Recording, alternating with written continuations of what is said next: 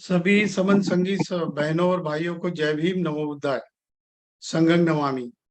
आज मुझे समन संघ का कंसेप्ट पर बोलने के लिए जो बोला गया उसका मैं सम्मान करता हूं। और मैं अपनी बात आज के करंट वाले जो अफेयर्स है उसके बारे में मैं बताना चाहूंगा। जैसा कि हम देखते हैं कि आज के दिन का महत्व क्या है। आज के दिन दो तीन बातें बहुत ज्यादा इम्पोर्टेंट है हमारे लिए, समन संगियों के लिए। क्योंकि हमारे जितने भी समन संगी पुरखे हो चुके हैं उनके जीवन से और उनके मार्गदर्शन से रिलेटेड आज का दिन है। आज के दिन डॉक्टर नेल्सन मंडेला जो साउथ अफ्रीका के फर्स्ट प्रेसिडेंट है, डेमोक्रेटिक साउथ अफ्रीका के, उनका जन्मदिन है। दूसरा, महाराष्ट्र में एक बहुत बड़े साहित्यिक हो चुके हैं अण्णाभाऊ साठे। वो मातंग समाज से थे, लेकिन बाबा साहब के बारे में उनका एक बहुत बड़ा पोवाड़ा था, शायर थे वो। और वो जलसा करते थे। उस जलसे में अक्सर वो बाबा साहब के बारे में कहते हैं मराठी में, जग बदल घालूनी घाव सांगुन गेले मज भीमराव। इस दुनिया को घाव घाव डालो, तभी ये दुनिया बदल जाएगी, ऐसा भीमराव ने मुझे कहा। ऐसा वो अपने पोवाड़े में या जलसे में वो गाया करते थे। उनका स्मृति दिन है। और तीसरा बहुत ही इम्पोर्टेंट दिन आपके आज का है। नागपुर में 1942 में 18, 19 और 20 जुलाई को Akhil Bharatiya all India schedule caste federation का 3 दिन का अधिवेशन बाबा साहब अम्बेडकर ने बुलाया था। ये 3 दिन का अधिवेशन, इसको 75,000 लोग उपस्थित थे। उसमें 25,000 महिलाएं उपस्थित थी सारे भारत से। आप सोचो कि हम लोग 1,000 2,000 लोगों का जो कोई संगीत लगाते हैं, प्रोग्राम लगाते हैं, तो हमको कितने कष्ट होते हैं। बाबा साहब अम्बेडकर उस जमाने में जहां पर इतनी सुविधाएं नहीं हुआ करती थी, 75,000 लोगों का 3 दिन का जो प्रोग्राम है शेड्यूल कास्ट फेडरेशन का, उन्होंने कैसा लिया होगा। और उसी दिन उन्होंने वो महिलाओं के बारे में कहा था कि I measure the progress of the community by the degree of the progress of women has achieved. मैं किसी समाज की उन्नति या प्रगति उस समाज की महिलाओं की प्रगति के ऊपर नापता हूँ। उसमें बाबा साहब ने एक बहुत ही बढ़िया कोटेशन दिया था जो कि मैं पढ़ना चाहता हूँ। बाबा साहब उसमें कहते हैं कि अगर लोकतंत्र जीवित रहा तो उसका लाभ हर एक को मिलने वाला है, लेकिन लोकतंत्र अगर खत्म होता है तो लोगों का विनाश अटल है। उसको कहते हैं कि इफ डेमोक्रेसी सक्सीड्स और alive, it will be beneficial for the peoples, but if democracy will die, it will be doom to the people. इसका मतलब है कि बाबा साहब ने जो वाक्य कहा था वो 75,000 लोगों ने अपने दिमाग में डाल दिया। और इसी परिषद का परिणाम ये हुआ कि बाबा साहब को इंटरिम गवर्नमेंट में भी लिया गया था, ब्रिटिश गवर्नमेंट ने। और बाद में जाके बाबा साहब ने जो कॉन्स्टिट्यूशन असेंबली असेंबली में जो उनका प्रवेश हुआ था, उसके लिए नागपुर की जो परिषद हुई थी शेड्यूल कास्ट फेडरेशन की, ये कारणीभूत थी। तो ऐसा इस दिन का महत्व बहुत इंपॉर्टेंट है। ऐसे दिन में आज हम लोग क्या कहाँ पर है। और आज का दिन बुद्धिजीवी का दिन है, प्रोफेसर्स लोगों का दिन है।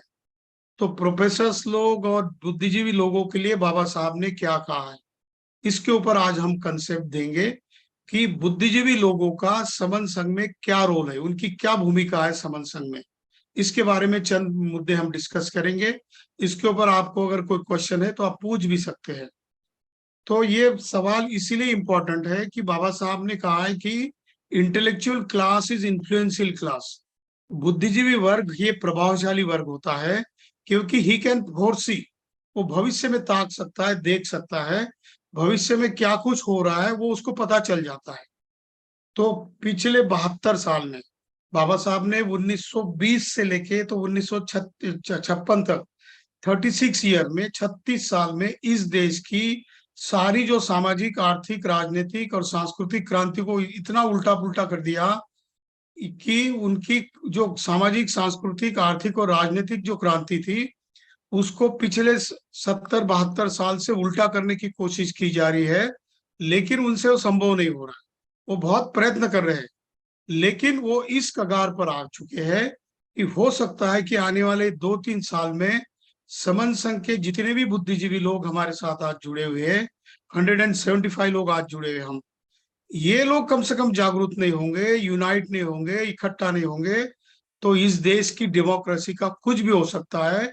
It can be doom to the people, जैसा बाबा साहब ने कहा, वो हमेशा के लिए विनाश हो जाएगा। क्योंकि बाबा साहब ने कहा कि लोकतंत्र ही ऐसा एक तंत्र है आधुनिक जीवन में जो कि समता को बनाए रखता है, और वो आपकी स्वतंत्रता को कारगर सिद्ध करता है, और उसके साथ साथ वो बंधुत्व भी पैदा कर सकता है लोगों के बीच, और लोगों के बीच में मैत्री का भाव पैदा करने से लोग एक दूसरे के साथ अपने मन से जुड़ सकते हैं। क्योंकि लोकतंत्र को यशस्वी या सक्सेस करने के लिए कौन सी बाधा है, तो कहते हैं कि कास्ट और एंटी नेशनल। 25 नवंबर 1949 को संविधान सभा में सबसे आखिरी जो बाबा साहब ने राष्ट्र के नाम में जो संबोधन किया था, उसमें वो काफी दो तीन चिंताएं जताते हैं। उसमें से सबसे बड़ी चिंता उनकी थी, वो कहते हैं कि मेरा मन बार बार इस चीज से चिंतित होता है कि इस देश के लोकतंत्र का क्या होगा। बड़े मेहनत से संविधान सभा ने, और जो जो लोग स्वतंत्रता के आंदोलन में जीत थे, उन्होंने बहुत ही कष्ट से अपनी कुर्बानियां देकर ये लोकतंत्र हमने आपके पीढ़ी के लिए लाकर खड़ा कर दिया। इस लोकतंत्र का क्या होगा? तो कहते कि मेरा मन बार बार चिंतित होता है कि इस देश का क्या होगा। क्योंकि इस देश के लोकतंत्र को खत्म करने के लिए जो जो पैंतरे अपनाए जाते हैं वो काफी ताकत से करते हैं लोग, और उसको धर्म समझते हैं। जैसा कि वो समझते हैं कि वो अपना हमारा कर्तव्य है कि इस लोकतंत्र को खत्म किया जाए, ताकि हमारी अनियंत्रित सत्ता हमेशा के लिए बनी रहे। तो पहला खतरा बताते हैं कि कास्ट और एंटी नेशनल, जातीय राष्ट्र विरोधी तत्व है। दूसरा कहते हैं कि दूसरा चैलेंज क्या है, तो हीरो वर्शिप का। उस जमाने में गांधी जी के बारे में कहा जाता था कि गांधी जी जो बोलेंगे वो हो जाएगा, क्योंकि हीरो वर्शिप का जमाना था। उन्होंने धर्म को एक तरफ से पकड़ के रखा था, और वो लोग अछूतों को, खासकर एससी एसटी ओबीसी लोगों को धर्म के जितने भी अधिकार है वो नहीं देने के पक्ष में थे। तो डेमोक्रेसी को अगर सक्सेस करना है, तो बाबा साहब ने कहा कि धर्म को ज्यादा तवज्जो नहीं देनी चाहिए। धर्म जो है हमारे चार दीवारों के बीच वाला आचरण करने का ही एक फिलॉसफी या एक आचरण का काम करने वाला तत्व होना चाहिए। लेकिन भारत में ऐसा होता है कि धर्म को ज्यादा वैल्यू दी जाती है, और धर्म के नाम पर लोगों को गलत तरीके से बरगलाया भी जाता है।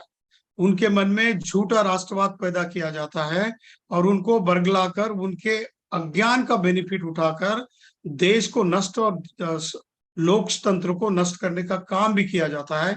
इसलिए हीरो वर्शिप बहुत खतरनाक है, ऐसा बाबा साहब कहते हैं। तीसरा वो कहते हैं कि अपोजिशन पार्टी का स्ट्रांग होना ये बहुत जरूरी है।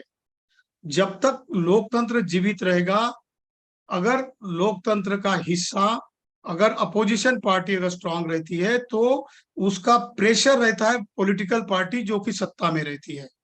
और आज के उपलक्ष्य में बाबा साहब के तीनों भी धोखों को, अगर हम तीनों भी डेंजर्स को, चैलेंज को अगर देखें, तो बुद्धिजीवी लोगों ने, खासकर प्रोफेसर लोग और यहाँ के जो इंटेलेक्चुअल्स लोग हैं, और जो भी जन्म से समन संगी है, एससी एसटी ओबीसी और रिलीजियस कन्वर्टेड माइनॉरिटीज है, उन लोगों को क्या सोचना चाहिए समन संघ के बारे में।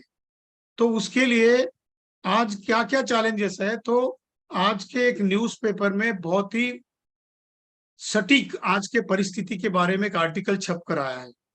और वो आर्टिकल भी ऐसे लोगों का नहीं है जो कि दुनिया के बढ़िया से बढ़िया जो अर्थशास्त्री थे, उन अर्थशास्त्रियों ने दिया हुआ एनालिसिस है। कौशल बसु नाम के एक भारत के ही अर्थशास्त्री है, जो कि Cornell business school America America में पढ़ाते थे, अभी तो रिटायर कर गए। और वो वर्ल्ड बैंक के पूर्व पूर्व मुख्य थे, चीफ थे वर्ल्ड बैंक के। वर्ल्ड बैंक के बारे में हम जानते हैं कि वर्ल्ड बैंक सारी दुनिया के देशों को कर्जा देती है, और जिस देश की अवस्था ठीक नहीं है, अर्थव्यवस्था खराब हो चुकी है, उसके ऊपर ज्यादा शिकंजा कसा जाता है। तो वो जो कौशल बसु बसु जो है उनका, और कुछ जो एक जापानीज कंपनी है उनका जो इकोनॉमिक एनालिसिस आया है आज के पेपर में, उसकी बात मैं आपको बता रहा हूँ। और इसके बारे में हम जो बुद्धिजीवी लोग हैं, जो इंटेलेक्चुअल समझेंगे, इनका क्या रोल होगा। क्योंकि बाबा साहब कहते हैं कि सारे भारत के लोग जो जितने भी सिटीजन्स है, जो नागरिक है, वो सब लोग सोचते नहीं है। उनको पता नहीं होता कि देश चलेगा कैसा क्या। वो बस उनको दुख से सहने की एक आदत होती है।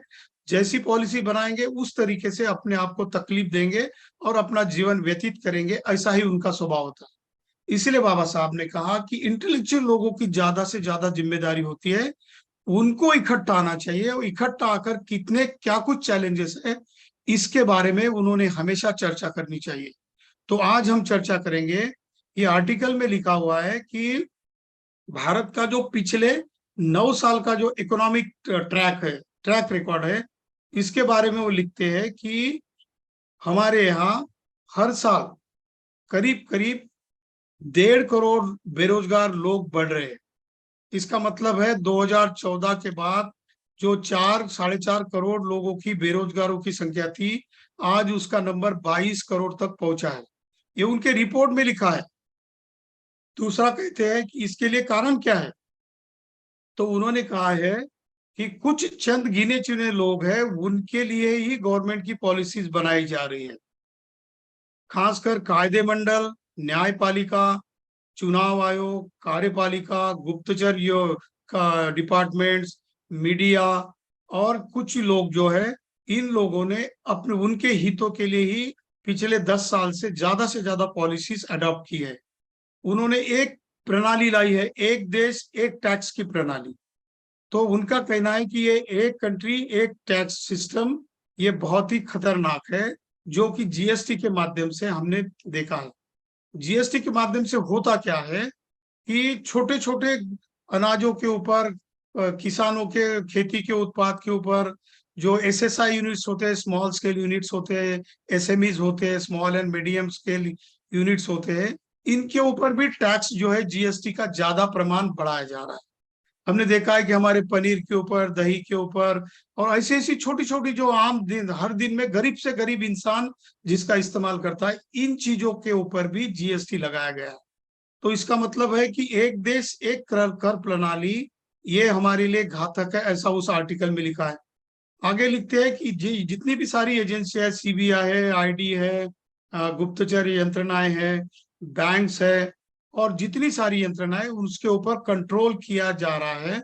और इस कंट्रोल का परिणाम क्या हो चुका है, तो कहते हैं कि खासकर दो लोगों की संपत्ति जो है, वो पिछले 4 साल में 47.1 बिलियन डॉलर हो बढ़ चुकी है।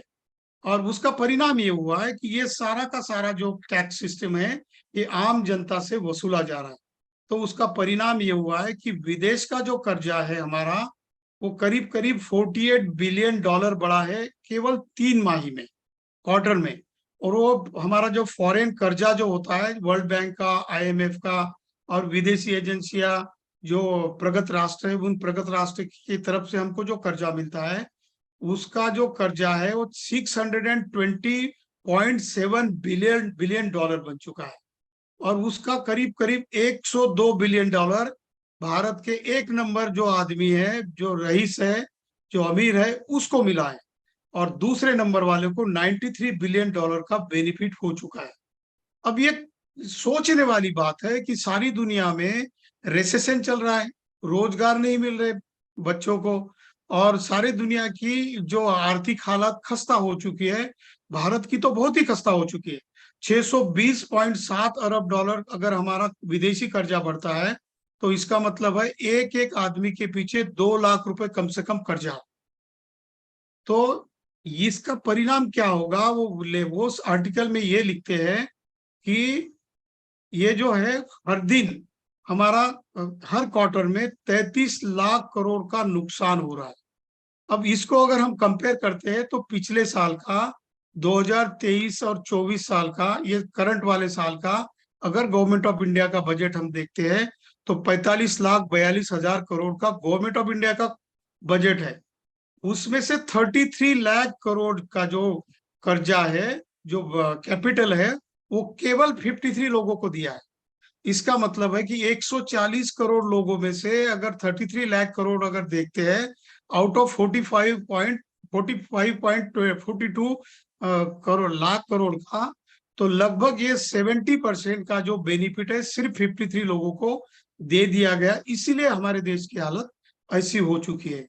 वो कहते हैं कि ये अगर घाटा अगर बरकरार रहेगा, तो 2024 के अंत तक या 2025 तक हम लोगों को करीब करीब हमारी बेरोजगारी की संख्या 50 करोड़ तक पहुंच सकती है, ऐसा अनुमान इस आर्टिकल में किया गया है।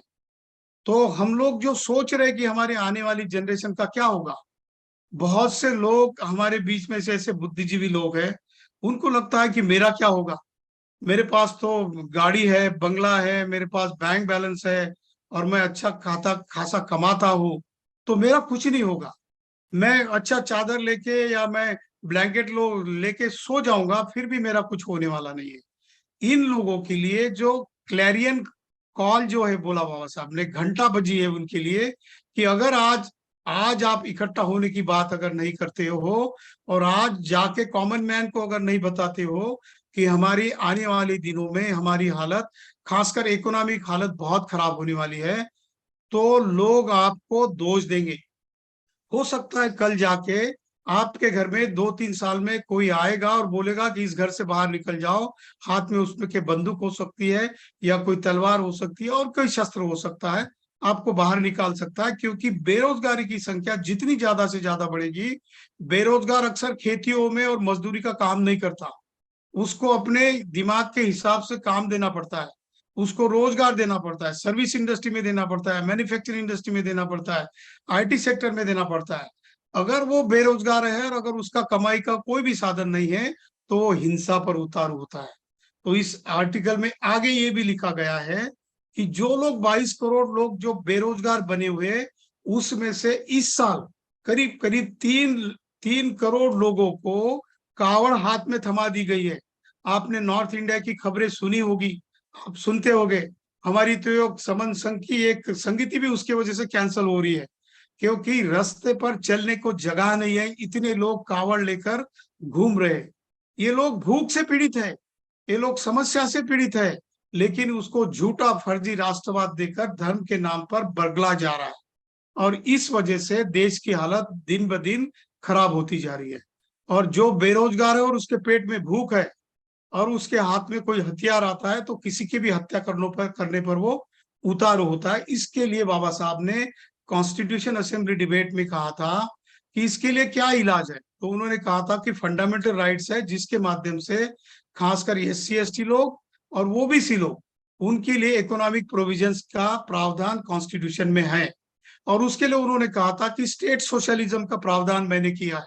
स्टेट सोशलिज्म का प्रावधान आर्टिकल 36 से लेकर आर्टिकल 51 में बाबा साहब ने कहा था, और उन्होंने कहा था कि स्टेट सोशलिज्म कैसे आएगा, तो कहते हैं कि आर्टिकल 46 में बाबा साहब कहते हैं कि states on its own will make provision for the economic, social and economic benefits of the poor class, SC ST and OBC। SC ST OBC और पसमानदा मुस्लिम जो क्लास है, उसके लिए आर्टिकल चैप्टर 4 में स्टेट सोशलिज्म के माध्यम से ऐसी योजनाओं का निर्माण किया जाएगा और देश की इकोनॉमी का करीब करीब 20% हिस्सा जो कि बजटरी एलोकेशन होता है, वो इन गरीबों के लिए आवंटित किया जाना चाहिए। ये प्रोविजन बाबा साहब ने कॉन्स्टिट्यूशन में डाल दिए है। और इसके तहत बाबा साहब ने कहा कि आगे चल के जैसी भी जरूरत हो आर्थिक हालात दुरुस्त करने के इन लोगों के, तो उसके लिए कानून बनाए जाए। लेकिन हम पिछले 72 साल से देखते हैं, इन कानून की तो छोड़ दो, जितने अधिकार बाबा साहब ने हमारे लिए सुरक्षित किए थे, उसमें से आधे भी हमारे लिए अधिकार अभी सुरक्षित नहीं रह चुके हैं। हमारे रोजगार चले गए, ऊपर से IT इंडस्ट्री आ रही है, आर्टिफिशियल इंटेलिजेंस आ रहा है, 100 लोगों का काम एक ही कंप्यूटर या एक ही मशीन करेगी, ड्राइवर्स लोगों का काम मशीन ही करेगी, जो ड्राइवरलेस कार चलेगी, इंडस्ट्री में रोबोट्स आ रहे हैं।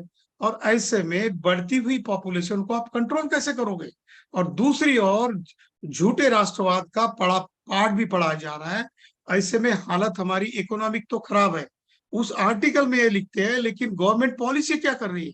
तो गवर्नमेंट में जितनी भी वेलफेयर स्कीम्स है, कल्याणकारी योजना है, उसके बारे में हमारे मुखिया ने कहा है सरकार के कि रेवड़िया बांटना बंद कर देंगे।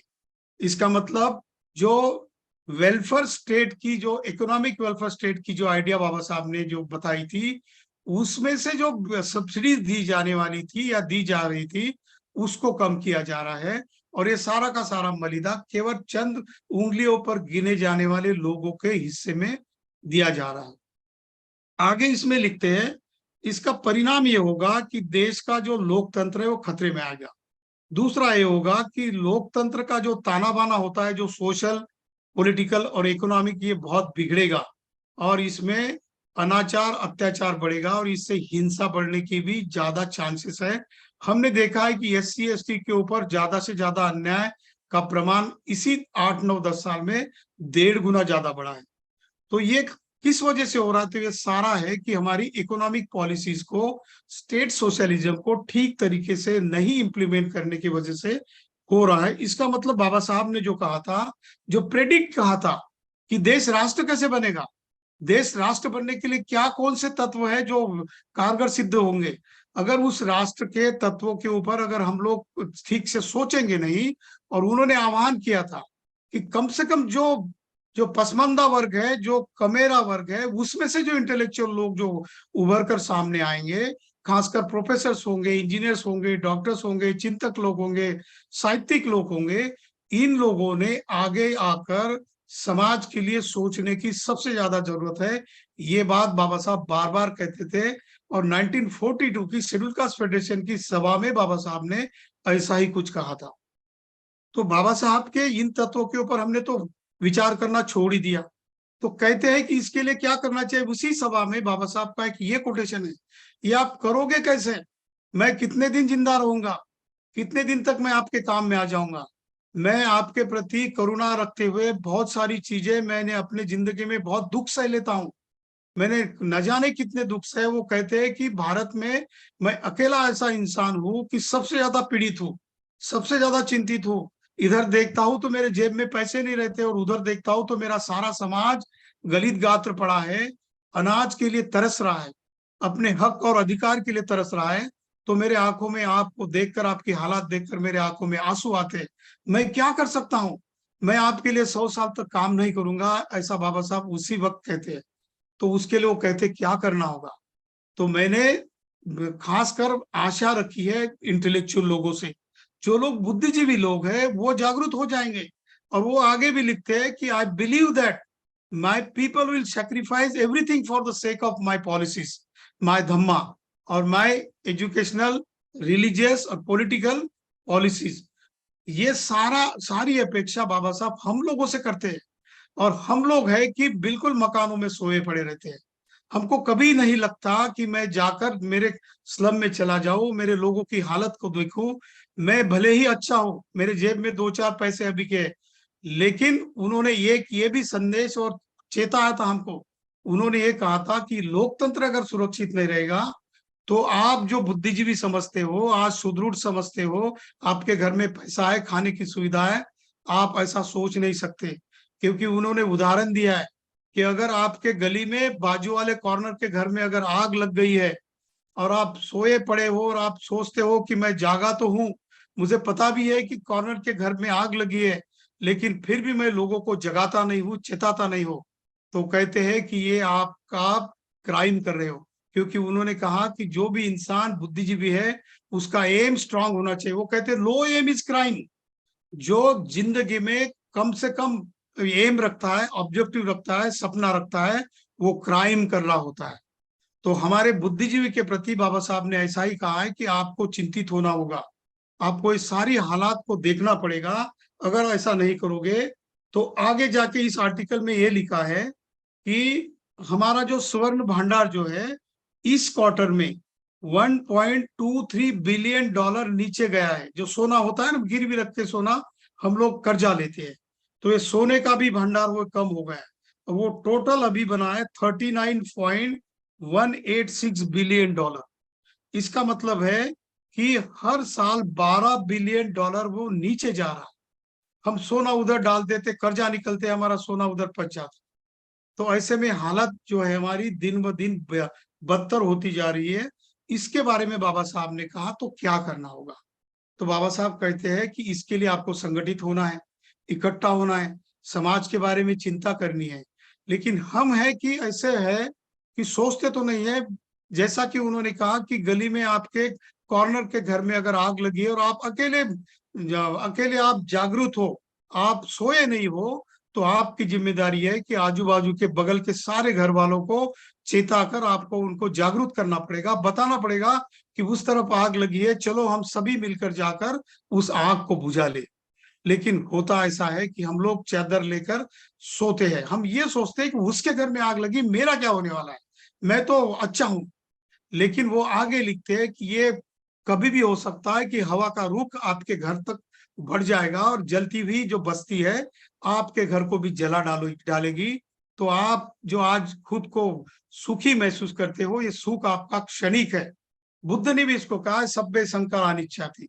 बुद्ध तो कहते हैं कि अनिच्छावत संकारा उपाद वै धम्मिनो उपजत्वा निरुज्जंती तंगते उपसमो सुखो।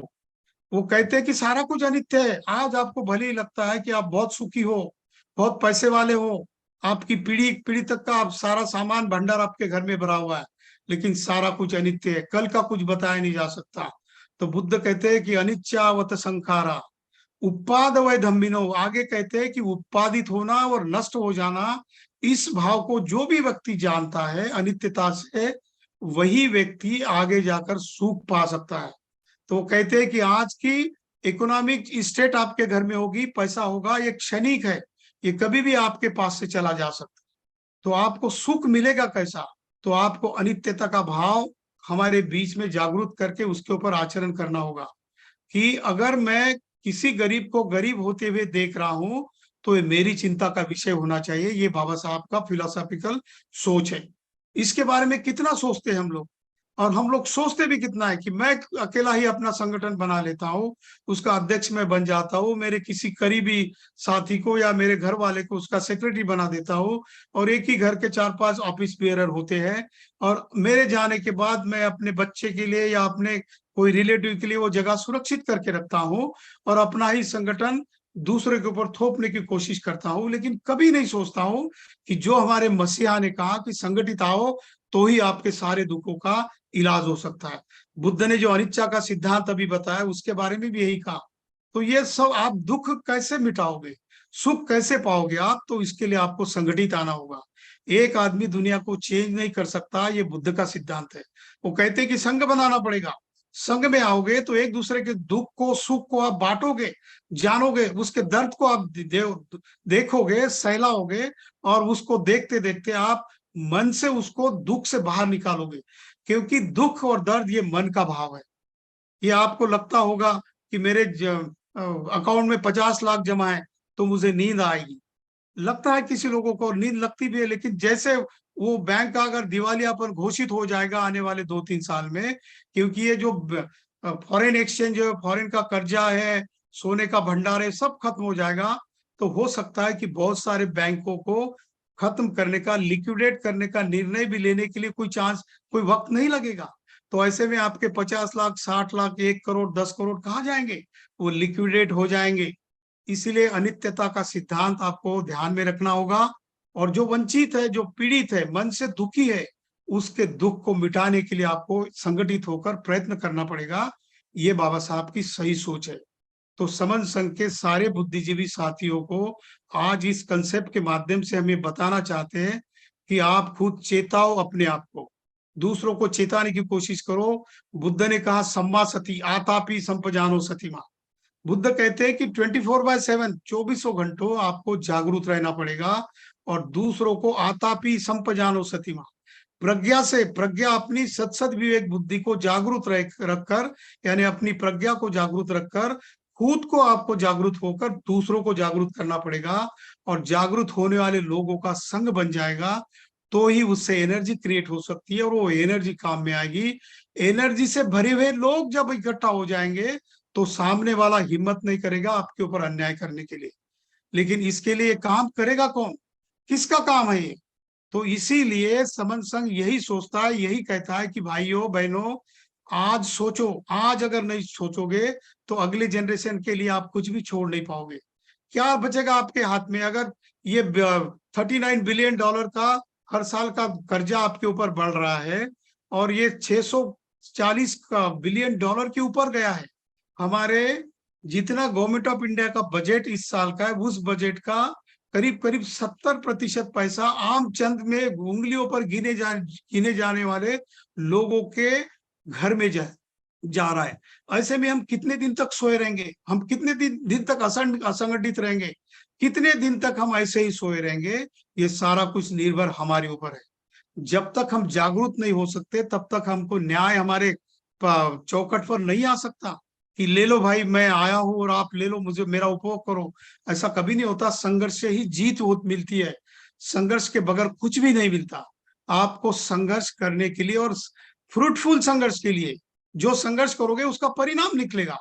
ये अगर आपको बात करनी है तो पहला काम आपको संगठित होना पड़ेगा। संगठित होने से ही आप एक दूसरे के साथ विचार साझा करोगे। जैसा 2 अप्रैल 2018 को हुआ था, 10 से 15-20 लाख लोग रास्ते पर आए थे। एक दिन में उन्होंने अपनी शक्ति को संगठित किया, एक दिन का संघ बना, तो उसने क्या कुछ परिणाम दिया हम सब जानते हैं। ऐसा ही जो किसान लोग दिल्ली के बॉर्डर पर खड़े थे, करीब 1 साल तक खड़े थे, उन्होंने सरकार को झुकाया नीचे, और जो चाहा वो कर लिया। ये ताकत सिर्फ संघ में है। संघ शक्ति यूं ही नहीं बोला जाता। तो ये बात अगर हम लोग बुद्धिजीवी आज गंभीरता से अगर सोचेंगे तो हमें पाएंगे कि हमारे पास चाहे कितना भी सुख हो, अभी दिखाई देता हो, एक सुख क्षणिक है, अनित्य है। ये सुख हम अगर कारगर सिद्ध करना चाहते हैं, बार बार और लंबे समय तक अगर रखना चाहते हैं, तो अगले जनरेशन के बारे में सोचो। मेरा तो जीवन चला गया, मेरे बच्चों का क्या होगा, मेरी अगली जनरेशन का क्या होगा? अगर ये सही इसका आंसर चाहते हो तो आपको संगठित होने के अलावा कोई चारा नहीं है। इसीलिए समन संघ बड़ी तहे दिल से सारे संगठनों को आह्वान कर रहा है। हम रिक्वेस्ट कर रहे हैं सभी लोगों को, हमें अब का रिक्वेस्ट करेंगे, लेकिन आप फिर भी अगर इकट्ठा नहीं आओगे तो हमको भी उस पर उतारू होना पड़ेगा। सोचना पड़ेगा कि इन संगठनों का क्या काम। आपका सोशल ऑडिटिंग करने की बात समन संघ आगे चल के कर सकता है। समन संघ के जितने भी समन संघी जो पुरखे हैं, उनके विचारों से जितने भी हम लिप्त लोग हैं, जो सोचते हैं दिन रात, करीब आज 212 समन संघी आज जुड़े हुए, ये हर दिन सोचते हैं कि मेरे समन संघ की ताकत मैं हर दिन कैसे बढ़ाऊं, कैसी ये ताकत मैं आम लोगों के बीच में फैलाऊं, और जो हमारे जन्मजात समन संघी है उनकी आंखों को मैं कैसे खोल दूं। तो इसके लिए वो दिन रात जागरूक रहते हैं। इनका पोर्टल 24/7 24 घंटे खुला रहता है, और जब भी जो भी चाहे किसी भी समस्या के ऊपर कोई भी समस्या आती है, जुड़ने जोड़ने की बात आती है, उसके लिए हमारा पोर्टल 24 घंटे खुला है। आप आओ, कभी भी बोलो कि ये समस्या से हम ग्रसित है, इसके ऊपर आप चर्चा लगा दो, और ये समस्या सॉल्व करने के लिए, छुड़वाने के लिए किस तरीके से इकट्ठा आ सकते हैं, ये सुझाव भी आप हमको दे दो। हमने जो 10 गोल्डन रूल बनाए हैं, हमारे जो 10 गोल्डन रूल है, इसका पालन हम कड़ाई से करते हैं। हम चाहते हैं कि इस देश का हर समन संघी इस गोल्डन रूल का आचरण करे। अगर हम लोग इन गोल्डन रूल का आचरण करेंगे तो परिणाम हमारे सामने बिल्कुल खड़ा है। हमारा भविष्य हमारा इंतजार कर रहा है कि लो आओ हमको अपनाओ। एक 10 गोल्डन रूल बता रहे हैं। भारत के संविधान का जो प्रास्ताविक है, प्रास्ताविक हर दिन हम पढ़ते हैं, उसमें with people of India having solemnly resolve to constitute India into sovereign socialist democratic republic, ये आपको पुकार रहा है कि आप मेरा इस्तेमाल करो। ये समन संघ का संविधान लीडर है, वो बार बार पुकार रहा है। हर दिन हमारे मनोमस्तिष्क में, दिमाग में जा रहा है संविधान का प्रास्ताविक। ये आपको समता देने की बात कर रहा है, बंधुत्व देने की बात कर रहा है, मैत्री को बढ़ावा देने की बात कर रहा है, आपकी इकोनॉमिक सिक्योरिटी के लिए वो आपको आमंत्रित कर रहा है। आप हो कि समझते नहीं, आप हो कि उसके बारे में सोचते नहीं हो, आप हो कि सोचते हो कि जाने दो, मेरा क्या है, लोग कर लेंगे। कोई अंबेडकर किसी और के घर में पैदा होगा, मेरे घर में नहीं होना चाहिए, क्योंकि अंबेडकर बनने की प्रोसेस बहुत कठिन होती है, बहुत सहना पड़ता है, बहुत तकलीफ उठानी पड़ती है। इस तकलीफ से ही कोई एक कमल, हजारों सालों में एक कमल खिलता है। बुद्ध कहते हैं कि कमल, ये जो एक युग पुरुष है, बार बार जन्म नहीं होता। बुद्ध कहते हैं कि बार बार हजारों सालों के बाद एक नूर पैदा होता है, और वो दुनिया को प्रकाशित करता है। लेकिन उसके प्रकाश को लेने वाले लोग उस प्रकाश की श्रृंखला को अगर आगे नहीं बढ़ाएंगे तो वो उनकी जिम्मेदारी होती है। बाबा साहब ने दुनिया का सर्वश्रेष्ठ संविधान तो हमारे हाथ में दिया है, सबसे बेहतरीन धम्म हमारे हाथ में दिया है, लेकिन पिछले 70 साल से इसके ऊपर चलने की हमने कितनी कोशिश की। हम अपना खुद का एनालिसिस अगर करेंगे तो पाएंगे कि हमारे 3 जनरेशन ने जितना बाबा साहब ने सोचा था, जितनी अपेक्षा की थी, उतना काम हमने नहीं किया। तो ये सारा का सारा जो वर्कलोड आया है, वो हमारी जनरेशन के ऊपर आकर थमा हुआ है। अगर हम लोग, हमारी जनरेशन अगर नहीं सोचेंगी तो अगले वाली जनरेशन आपको गाली देंगी। हमारे पुरखों ने, बाबा साहब ने इतनी बड़ी व्यवस्था, इतना बड़ा सिस्टम हमारे लिए खड़ा किया था, इन्होंने उसका बैटन हमारे हाथ में नहीं थमाया।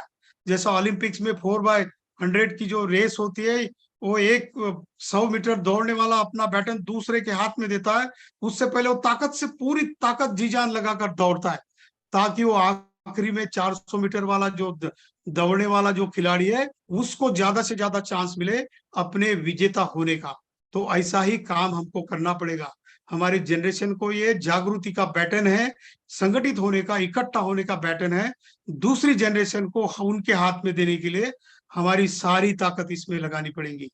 चलो हम एक काम करते हैं कि सारी, जितने भी काम हम कर रहे हैं आजकल, ये सारे कामों को हम साइडलाइन कर देते हैं, बाजू में हटा देते हैं, एक ही काम करेंगे। समन संघ के साथ जुड़कर हम लोग एक दूसरों को अंडरस्टैंड करने की बात करेंगे। बुद्ध ने कहा कि understanding is the basic nature of universe. एक दूसरों को समझ लेना विश्व का सबसे बेसिक न्याय है, सबसे बेसिक काम है। कब समझेंगे हम लोग 29 लाख संगठन एक दूसरे को? कम से कम 4.5 लाख संगठन जितने एक्टिव, वो कब समझेंगे एक दूसरे को? अगर ये समझना चाहते हैं तो समन संघ आह्वान करता है सभी को कि वो 14 अगस्त को नागपुर में नागलोक की संगीति में आ जाए, अपने विचार बताए। समन संघ जो सोच रहा है, समन संघ ने जो 10 गोल्डन रूल बनाए, इसमें कुछ क्या कुछ गलतियां है, हमने जो पॉलिसी अडॉप्ट की, हम जिस तरीके से अपने आप को बढ़ाने की, आगे लेने की कोशिश कर रहे हैं, इसमें अगर गलतियां होगी तो वो भी बताओ, हम स्वागत करेंगे आप। लेकिन आप सोचेंगे कि नहीं, ये तो हमारे पैसे इकट्ठा करने के ऊपर बैन लाने की बात करते हैं, ये तो लीडरशिप खत्म करने की बात करते हैं, ये तो हमारे ईगो हटाने की बात करते हैं, ये तो सभी को एक ही शतरंजी के ऊपर बिठाने की बात करते हैं। ये कैसे होगा? मैं तो इंटेलेक्चुअल हूँ, मेरी तो प्रतिष्ठा है समाज में, मेरा अहंकार है, ये सब कुछ छोड़ कर मैं क्यों जुड़ूंगा? अगर ये सोचोगे तो आने वाला जनरेशन आपको बहुत ही टोकेगा, आपको रोकेगा, आपको बोलेगा कि बाबा साहब ने जो हाथ में हमारे दिया था उसका नुकसान करने वाली यही जनरेशन है। तो साथियों, बहनों और भाइयों, यही काम हम करेंगे। चलो हम लोग समन संघ में सारे भेदभाव हमारे बीच में है, वो सब भूल कर इकट्ठा आने के लिए कोशिश करेंगे। हर हर दूसरा आदमी, जरूरी नहीं कि वो हर एक विचार उसके साथ मिलता हो, उसका अलग सोच हो सकता है, विचार हो सकता है। 10-15 तरीके के विचार हम सोचेंगे, लेकिन अगर इकट्ठा आएंगे तो उसमें से चलो दो के ऊपर काम करना शुरू देंगे, देखते देखते 10 विचारों के ऊपर हम लोग एकजुट होकर काम करना शुरू कर देंगे। और इसका परिणाम ये होगा कि हमारी शक्ति संगठित होगी, संघे शक्ति होगी, संघ की शक्ति बहुत कारगर सिद्ध होगी, ताकतवर सिद्ध होगी, और उस वक्त हमारा जीतने का सिलसिला शुरू हो जाएगा। हम जितने जुड़ेंगे उतने जीतने वाले हैं, जितनी ज्यादा संख्या में जुड़ेंगे उतना परिणाम हमारा होगा। और आपने ये नहीं सोचना कि वो सामने वाला जो आपका विरोधी है, वमन है और निगेटिव पॉलिसी वाला आपके ऊपर जो अन्याय अत्याचार कर रहा है, वो आप जागरूक नहीं हो, आप संगठित नहीं हो, इसीलिए वो कर पाता है। वरना संख्या में तो 10-15% से ज्यादा नहीं है। अगर हम 85% में से 50% लोग भी अगर जुड़ते हैं समन संघ के माध्यम से, सारे संगठन इकट्ठा आकर अगर कॉमन पॉलिसी बनाते हैं, तो समन संघ वाले कहेंगे कि भाई आप ले लो, संभाल लो, हम अपने घर में जाकर सो देंगे, हमको कोई जरूरत नहीं पड़ेगी अगर आप सारे लोग इकट्ठा कर काम करोगे। लेकिन आप ऐसा काम नहीं करोगे तो समन संघ के हम सारे साथी दिन रात मेहनत करने का काम करेंगे। बाबा साहब ने कहा कि सारी रिस्पॉन्सिबिलिटी मेरी अपनी अकेले की है, ये सोच रखकर हमको काम करना पड़ेगा। तो कहते हैं कि मैंने ये कारवां जो है मेरा आज तक यहाँ तक ले आया हूँ, इसको किसी भी हालत में पीछे नहीं जाने देना, कम से कम इसको यहीं पे रुका देना। लेकिन आप अगर इकट्ठा हो जाओगे, संगठित रहोगे और संविधान और धर्मों का ठीक से आचरण करोगे, तो ये जो हमारा रथ है, हमारा कारवां है, ये तभी हम लोग आगे ले जा सकते हैं और विजय हमारा इंतजार करेगा। इतना ही मैं सोचते हुए हम सभी बुद्धिजीवियों को मैं आह्वान करता हूँ कि कम से कम आप इतना तो सोचो कि मेरी जिम्मेदारी क्या है, कि मुझे जो जीवन मिला है 70-80-90 साल का, इस जीवन में मैंने आज तक क्या कुछ दिया है किसी और को, क्या मैंने हमारे पुरखों को, बाबा साहब के विचारों के प्रति मैंने कितना ईमानदारी से काम किया है। अगर मेरा आंसर यस है तो मैं धन्य हो गया हूं, अगर नहीं है तो मुझे काम करना पड़ेगा, क्योंकि बाबा साहब कहते हैं glory to those those who are ready to sacrifice their life, even if they are ready for sacrificing their whole life. जो लोग अपने तन मन धन से और वक्त आने पर अपनी जान भी कुर्बान करने के लिए तैयार है, वही लोग धन्य हैं और वही धन्य होंगे। ऐसा धन्य अगर हम पात्र होना चाहते हैं तो हमको संगठित होना पड़ेगा। मुझसे अगर कोई गलती हो गई हो तो संघ मुझे माफ करे। संगे यो खलितो दोषो, संगो खमतु थम्ममंग। जय भीम, नमो बुद्धाय, संघं नमामि, जय संविधान।